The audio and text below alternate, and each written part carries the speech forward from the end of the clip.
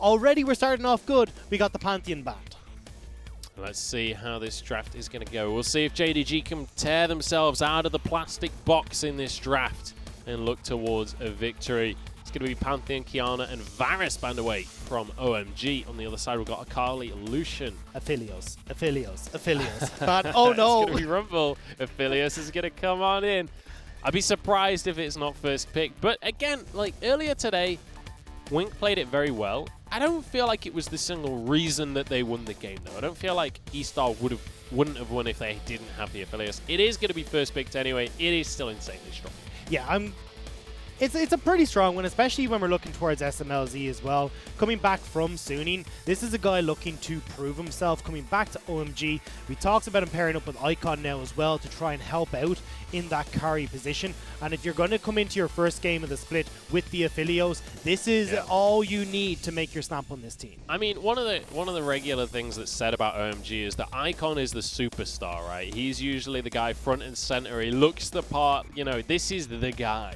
And Hacker and SMLZ, they're kind of like his backup singers, but this is SMLZ. He's got his opportunity for a solo here. He's going to step on forward, drop a freestyle rap on Aphelios. We'll see if he's going to be able to bring it forward here, but Zoom and Kanavi going to lock in here the Nautilus and the Ornn. Very early lock-in of the Ornn there. Yeah, I wasn't expecting to see the Ornn locked in. I thought they'd go for something in the jungle position, you know, the likes of the Gragas or something along those lines to try and get themselves set up for Kanavi, because Kanavi, I feel like, is the linchpin in a lot of these scenarios for the side of JDG.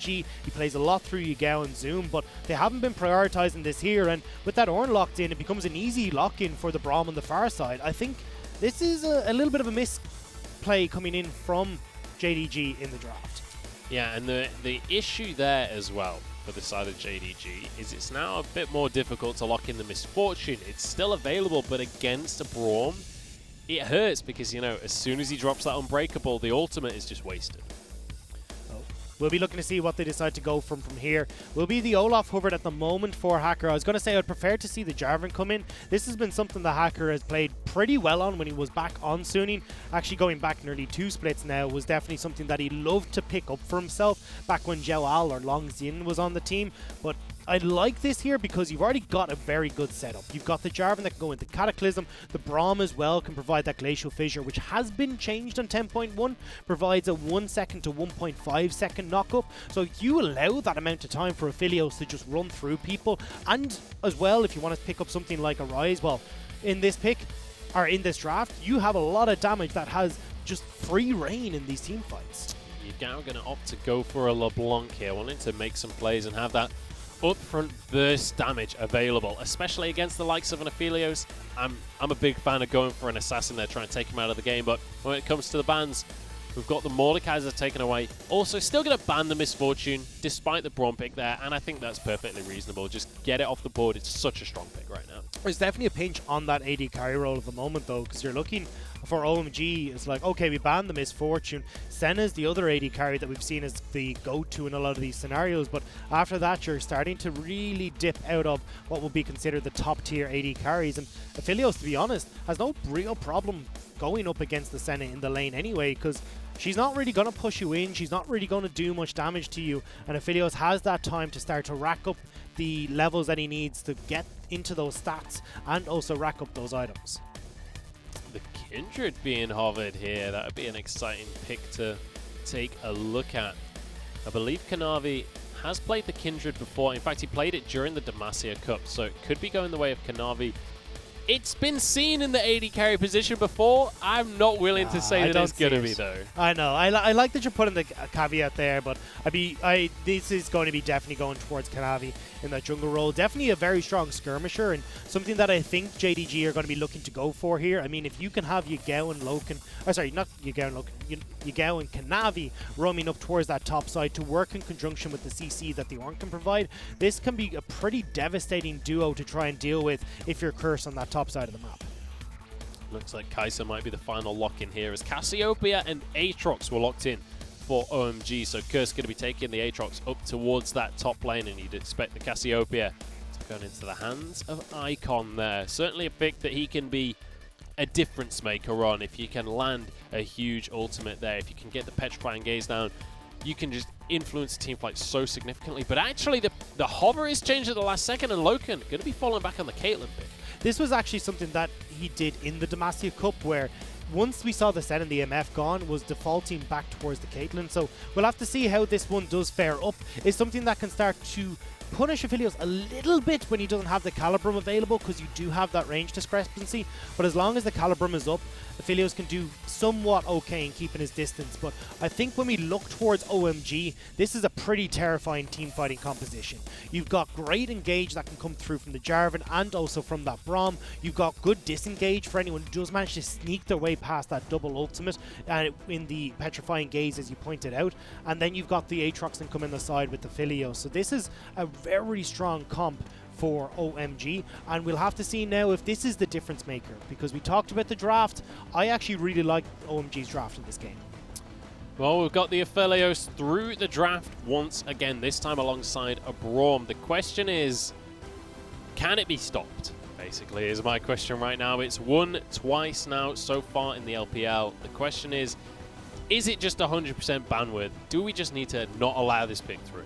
Well, I mean, the best way to try and stop that AoE burst is going to be the Kindred. I mean, give your team that little bit of survivability with the Lamb's Respite. Give the opportunity for Yagao on this LeBlanc to pop over the side lane and see if you can get onto this Aphelios, who, when has that Infernum, is relatively short range, so it'll give it a little bit more of an opportunity for Yagao to go for that. And you've got the CC lock that can come in from the Ornn, although a little bit more difficult with the Braum there in the support role for Cold. See, and this is the first time today that we're seeing Braum actually, despite it being one of the kind of 100% presence picks over the course of yesterday. And we'll see how SMLZ is going to be able to use and abuse the fact that Cold has that pick in his hands. Well, I mean, it is very much a Cold champion. Don't forget, Cold was actually 5. Is that a pun about the Freljord there? Or? Oh, no, that was completely unintentional. Although, to be honest, my puns are just as bad as that. But no, Cold was known as 5, has now name changed to Cold, and Braum was his most played last split, or, well, at the end of the summer split. So this is definitely a champion that he's comfortable on, and now the fact that it's just a super strong pick is only more beneficial for OMG. All right, OMG up against JDG. It's about time we get into this series and start things off on Summoner's Rift.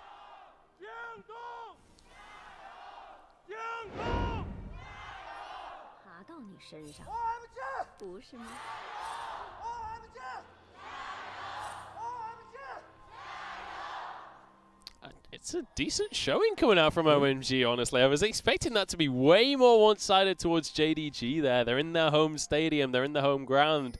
I thought that maybe they would have a bit more support than that.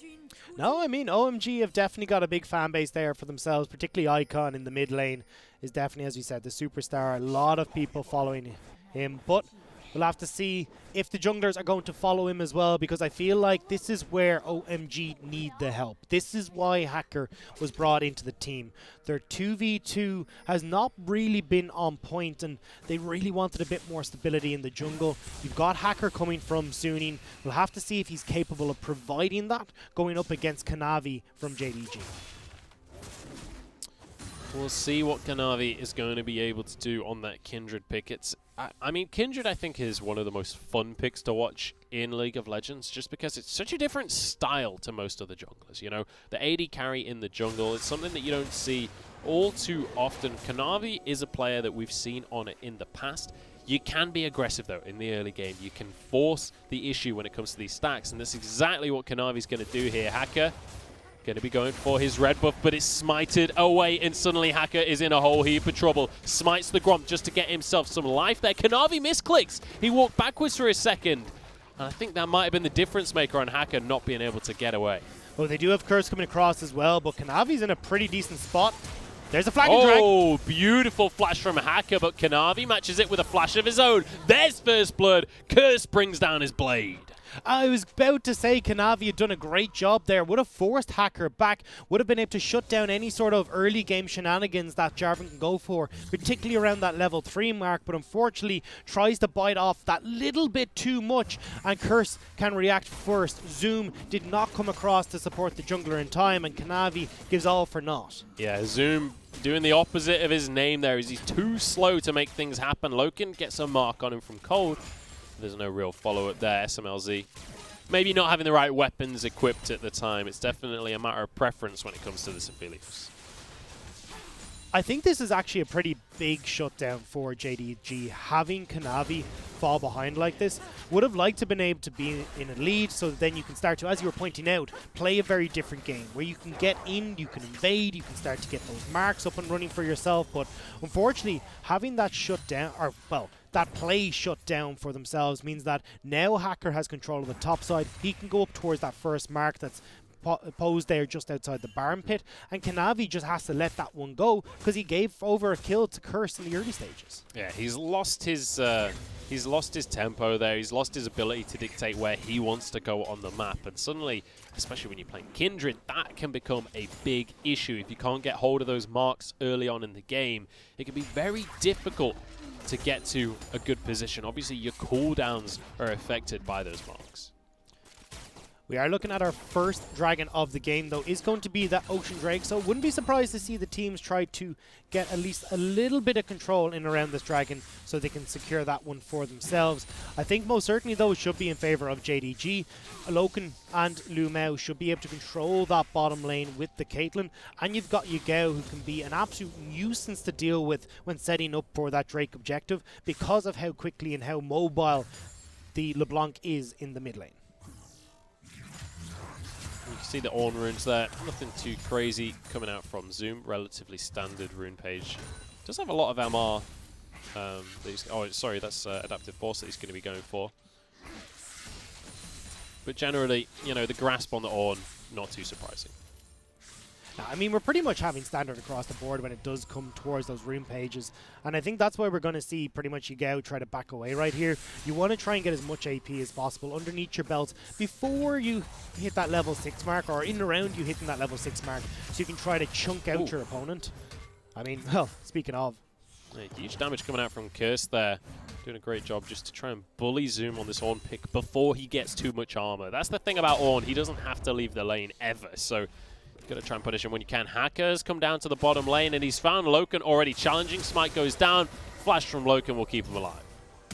I'm going to see the same on the top side, though. Another flash coming on through. Curse going to try and turn things on to Kanavi here, but I don't think he has the damage, and Zoom grabs himself a kill. Yeah, you're going to be happy with that one. Kanavi, after the misstep in the early game, now equalizes it up, able to turn that kill around. And we already said that this is the game plan from JDG. They love to play around Zoom and Yagao, and in that case, the Ornn is the easiest person to go for, and Kanavi is able to pick up a kill for the Zoom in the top side. Yagao jumping on forwards there, misses his ethereal chains though, so can't really follow up on the combo. He's hit 6 first, but it is going to be Icon hitting 6 now as well, so can't really be quite as aggressive as he wants to be now. I'm watching where Curse is going at the moment, trying to again keep control of this Scuttle Crab just to keep it away from Kanavi and make sure that you're not able to pick up any of the marks for themselves. We'll spot that that one has been taken away, so Kanavi will be forced to back, and OMG so far are doing a good job of trying to shut down this Kindred when it comes to picking up any of the camps that would help out in that passive. Man, it's such a rough situation for Kanavi when you fall behind on the Kindred, when you can't get the marks. It's so difficult to have as much of an impact in the game and kind of make your presence feel known. You feel so far behind. Obviously, we'll be able to mark players if you can find some good ganks, but certainly not an ideal situation. We can see Lu Mao is off on roaming duty at the moment, trying to see if he can make a play in around the mid lane, but there's not really much to be happening when you come to the OMG side. They're doing a good job of staying close underneath their turret. Particularly Icon knows how dangerous it can be and how easy of a setup it is for LeBlanc to get those chains down, so they're going to back away. They spotted that HaKKR was on that top side already, going to be clearing out the jungle, so HaKKR is going to turn around and try and pick up this dragon for themselves. Kanavi going to be heading on into the jungle alongside Yagao. We'll be able to steal this blue buff in response to HaKKR going for that dragon. Definitely a trade that goes the way of OMG right now. That I'd take the Ocean Drake over a blue buff every day of the week. Most certainly. And it's not really going to be too much of a hassle. I mean, Icon is going to back away, but we'll finish off that tier, so we'll have a steady flow coming in. Would have been great to have that blue to try and keep Yagao honest and keep him in lane, because if Yagao does get his, well, he picked up the blue there, can push in pretty effectively against Icon and then look to get the roams going. But Kanavi is doing a decent job of, I thought he was going to go and curse there, but the JDG are just looking to try and get these roams out and get into these side lanes. When we take a look at the builds across the board here, you can see up in Zoom's inventory, it's already getting very difficult for Curse to do anything up against that Ornn. He has so much armor already. The kill pressure is all but gone from the side of Aatrox there. That makes this lane a little bit more difficult for the side of OMG. I'm curious where Hacker's focus is going to be across the course of the rest of this game. I'd imagine that it is going to be going in towards the top side of the map, trying to get on towards the Ornn, but Hacker is hovering mid, Lumel is there. Icon going to be rooted on up here, forced on back, and well, that's going to be a kill for sure. Icon goes down, and I mean, there's nothing you can do about it. 4 versus 1. Now, there is 0 that they can do in that scenario. SMLZ is answering back with some decent turret plating in the mid, but we are starting to see the game plan from JDG, the same one that we saw from Summer, come out in force this time around as well. Zoom picks up the first kill. Cool, you get out. Now it's your turn to have a gang. And the Dumpling brothers are constantly helping each other out. Yeah, fantastic stuff coming out. And Icon, unfortunately, falling behind on this Cassiopeia. And again, similar to the Rise, one of these picks that wants to be scaling towards the late game, but unfortunately for Cassiopeia, has to build a lot of mana in the early game, meaning that the damage, unless you're able to just free fire from the backline, really isn't there. And that's why I actually am surprised that Hacker did manage to steal away that dragon. I thought JDG would have put a little bit more focus on it to try and draw OMG into a team fight, but because they didn't, it meant that OMG now have the opportunity to sit back and scale, and that's exactly what they want to do. Get SMLZ into a position where he can carry in the Aphelios, get that mana and extra little bit of damage coming through from the Cassiopeia, because yes, you've got the Caitlyn on the far side, but overall, if you can set up these team fights and get OMG into a position where they can have decent control of an area, their team fight should be where they win out. Now, it's worth mentioning, I'm not 100% sure here, but I believe that Kanavi managed to get himself that stack up towards the top side. Yeah, you can see it's moved towards the Gromp now. Did manage to find the Scuttle Crab around the Rift Herald for himself. So, Kanavi's kind of moved away from that perma-lock that can happen with the Scuttle Crabs. If you can't get that objective underneath yourself, then yeah, you can just end up in a situation where you never get these marks. Well, let's take stock of kind of, you know, where we are at when it does come to JDG, because we kind of said already, look, OMG, what they're looking to do is scale up, then look for team fights. JDG, we've already seen them starting to enact on their game plan, which is going to be try to get Miguel and Zoom rolling so then we can make plays like this. Here we go, big damage coming on through, goes golden, but SMLZ now trying to run away for himself. Loken gets the kill onto Cole with the ace in the hole. That's going to be 1 for none there. JDG just find themselves a nice little play. And it means now that JDG are starting to get the ball rolling in their favor. That was what I was about to point out, was that, yes, they'd managed to get a couple of kills there on the roams, but we're still fairly even on gold.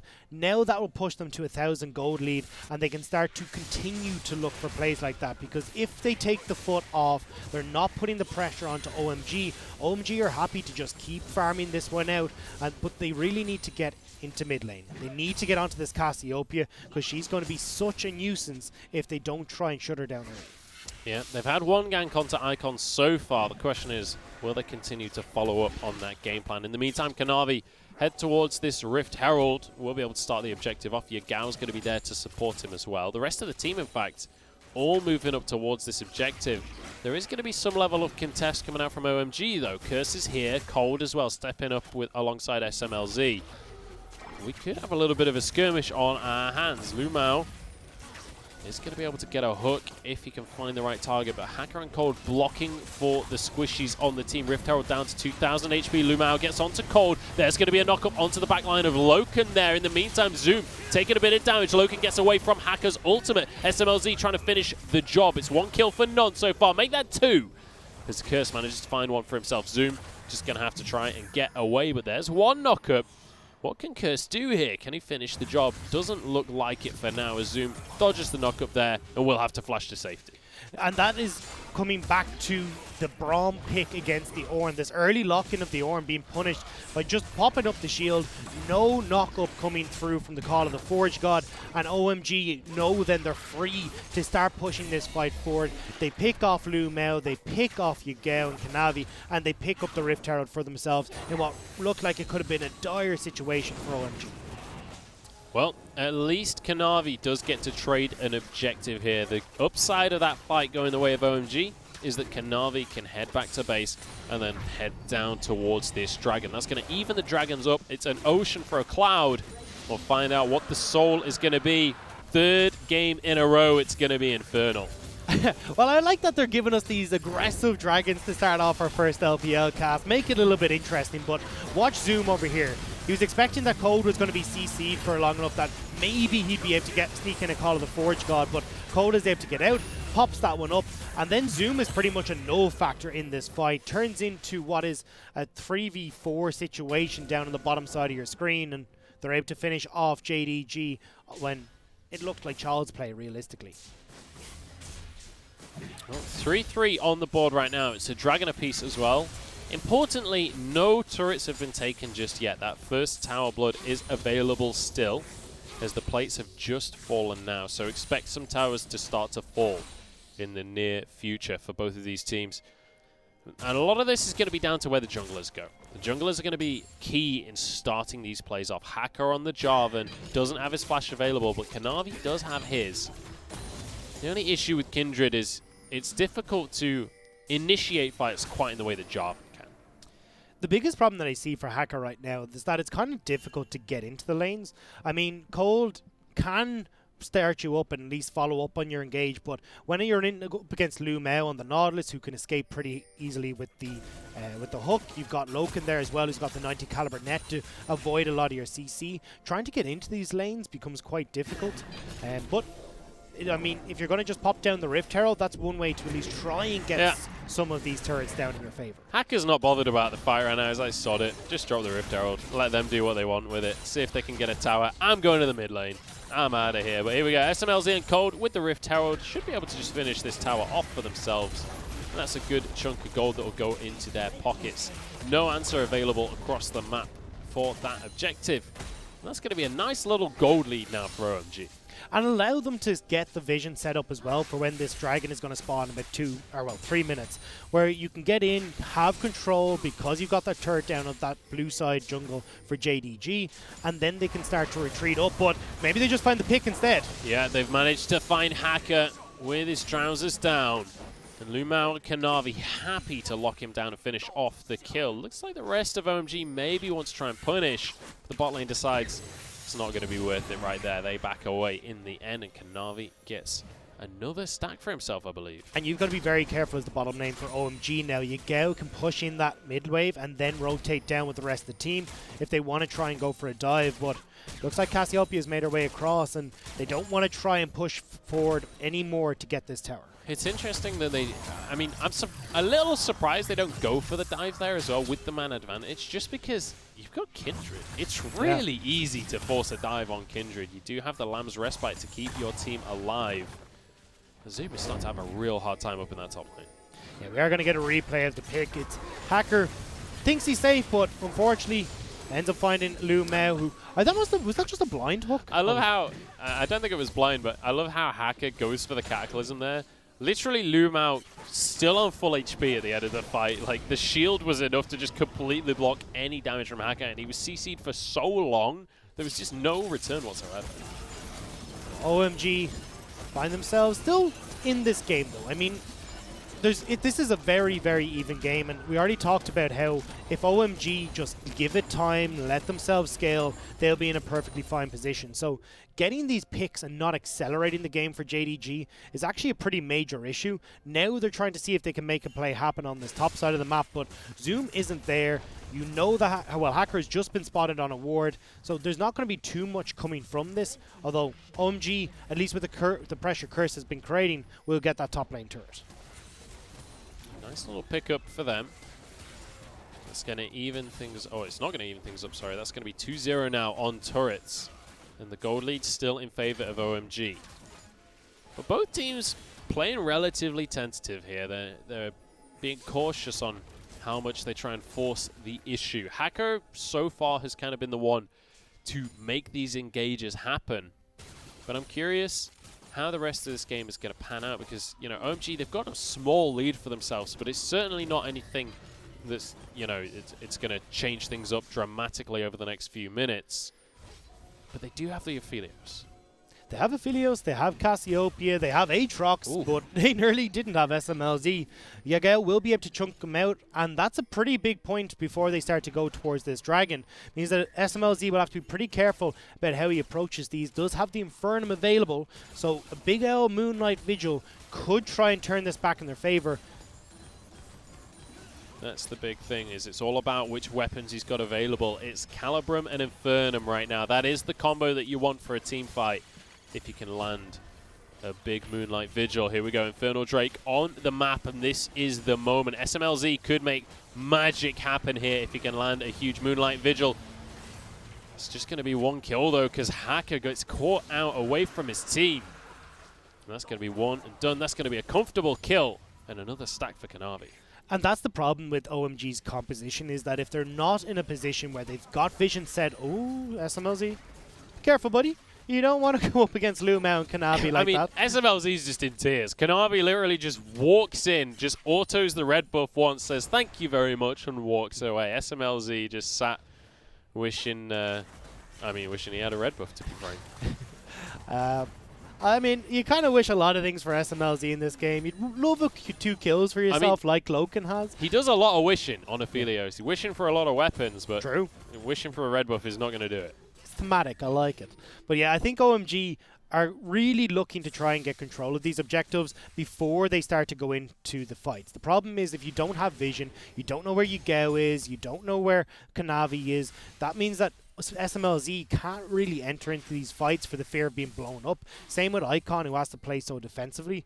And also, FLICKR and Cold can't get the combo off that they're looking for because they don't know where their prime targets are. So if OMG are going to give over control of these areas before these major objectives spawns, it becomes a lot easier for JDG to navigate these team fights. Well, Gold has been just about evened up off the back of that fight, but the Dragons in favor of JDG so far, and if they can maintain that objective control with Infernal Drakes, that's certainly going to be a huge boon on their side of the board. I'm curious to see how many stacks Kanavi has right now on the Kindred, as it can be such a huge factor. He does have a bit of a lead for himself in that jungle already. But so far, things looking pretty good for JDG. The biggest question for me, though, is OMG, in the late game, have a lot of power, right? The Cassiopeia, the Aphelios, who's just finished his Hurricane as well. You can see that Icon just stacking up on the Rod of Ages, stacking up on the Seraphs as well. We'll have to see if they're going to be able to have what it takes as it gets towards the late stage of the game. Whether the game lasts that long, because JDG so far have been in control of the map.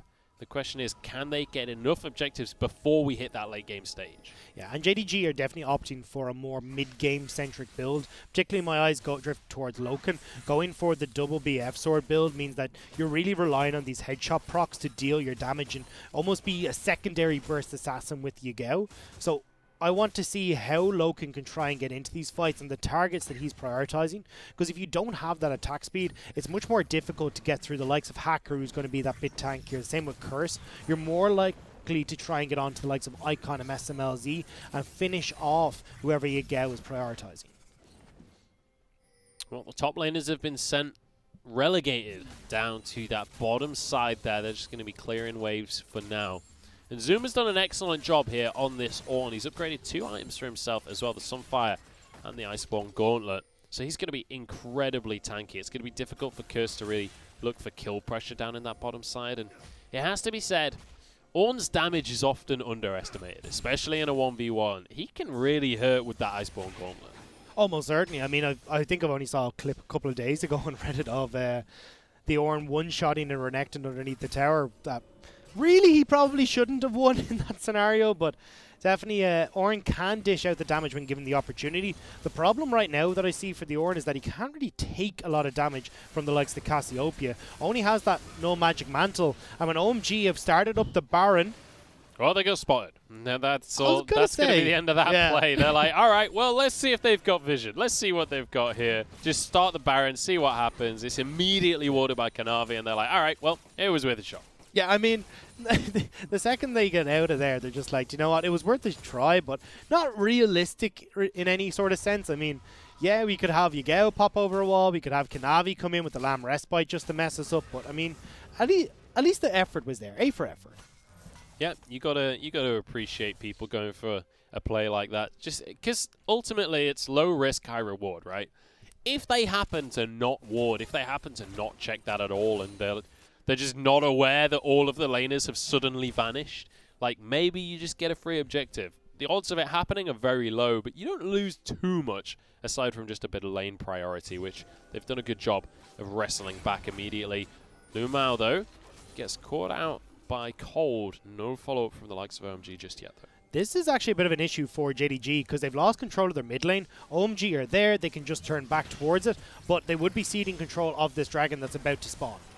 Yagao getting a good amount of damage onto Curse here as the Infernal Drake is up. The vision is gone, but OMG are pushing on in. Look at that line of traps coming out from Loken. It makes it so difficult to contest. Hacker's there, and he will get the steal with an auto attack. Zoom the first target as Hacker jumps straight onto the back line, but he's gone way too deep. Goes golden and keeps himself alive. Kanavi now the next target as Lamb's Respite keeps them all breathing for now. Kanavi flashes away, and it's another kill for Loken. Cold goes down as Loken goes Super Saiyan. Curse now trying to do anything in this situation, but there's nothing he can do. Kanavi gets the kill, and that's an ace for JDG. And now they can start to turn over towards this Baron as well. They've got most of their damage dealers up, although Lumao looking a little bit scarce on the health bar if they want to try and tank this, but JDG come up big in that team fight, and I want to catch the replay here as well in just a moment because there was our Icon tries to make the big hero play, the flash in with the petrifying gaze, and manages to get nobody. It meant that he was caught out in a position where he really didn't want to be in. With the Cassiopeia down, SMLZ was next to be jumped on by Lumao, and there was just no damage there for OMG to try and take that fight after the steal came through from Hacker. Yeah, and I mean, Hacker goes in, steals the dragon, he's like, hey, I did it, guys. Turns around, and the rest of his team is pretty much dead. So watch Icon here. Flash in, petrified. Actually, it was backwards. He petrified Gaze the wrong way, which meant nobody from JDG got locked up. Your Cassiopeia is in a horrific point. Curse flashes in, and then SMLZ is like, guys, can somebody help? I have a lot of people back here. And Cold is doing his darndest with the shield, but SMLZ goes down, and with that, all the damage from OMG goes with us. Yeah, and Loken as well. After Hacker realized he couldn't kill him, Loken's just sat there with his rifle. He's like, so anyways, I started blasting. Just like annihilates the entire team. And they're just going to be more than happy. And that is like perfect situation. Here we go. Big fight coming on out as Curse gets locked on up. Hacker will go down as Loken just chunks them out. And that's a nice, easy kill for the side JDG. But, I mean, what a way to blow this game open. This is basically even. They start an Infernal Drake. Sure, they lose that objective, but not only do they get an ace, they get a Baron on top of it. This was more than they could have wanted out of that fight. Oh yeah, and now they're able to power through this mid lane as well. You've just picked off Hacker, so the big engage tool that we were looking at is out of the picture. So Loken stepping forward, commanding space with Kanavi. That's 2 towers. We might take a third, although Hacker will be up in just a few moments. Well, we can see Loken. He has his 3 items, and he just got an upgraded Infinity Edge as well. This is a terrifying Caitlyn as Yagao splits in the bottom lane. These headshots are going to just about one-shot squishy targets.